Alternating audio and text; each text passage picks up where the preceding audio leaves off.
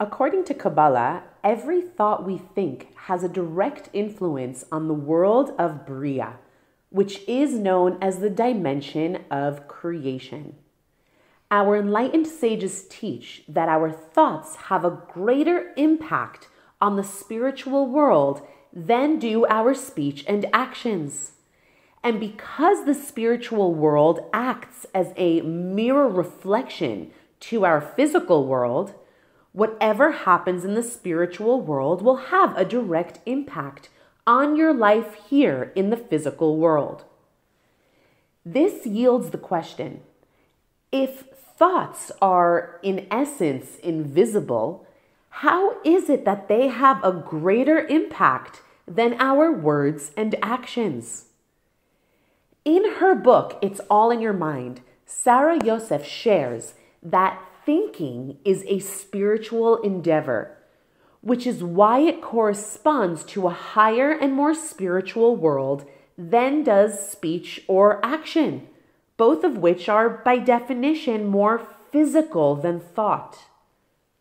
We consider physical action to be of primary significance because we can see it.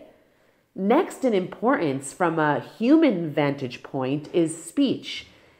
And we tend to consider thought to be of little or no consequence. However, Kabbalah teaches that God examines our thoughts first, and only after does He examine our speech and actions.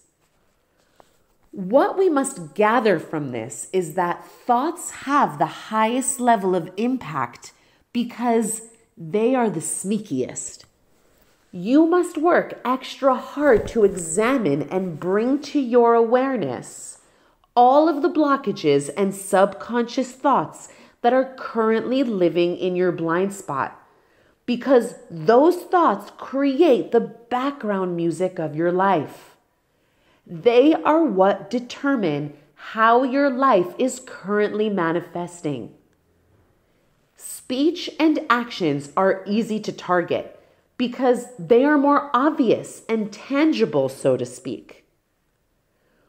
When you are able to target the invisible stuff that is taking place in your mind, that is when you truly acquire emotional freedom.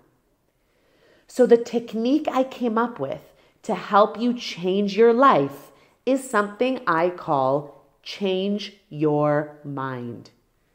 This process is fundamental to becoming a manifestation maven and will dramatically transform the way and what you attract. So let's jump right in. Step 1, notice a negative thought that you may currently be thinking. I find that putting pen to paper and writing this down gives me a lot of clarity. So the thought that I'm currently thinking that I would write down is, I'm scared that I won't meet my deadline for the manifestation masterclass that I'm currently creating. I would write that down. Step 2, write down how this negative thought makes you feel. For me, not meeting my deadline makes me feel anxious, pressure, and fear. I would write that down as well. Step 3, bring radical acceptance into this moment by forgiving yourself for having this thought. I like to remind myself that I'm human and that the goal isn't to avoid negative thinking altogether, but rather to change my mind the moment I notice the negative thought, which brings us to step 4, which is change your mind. Choose a preferred thought to replace the negative one with.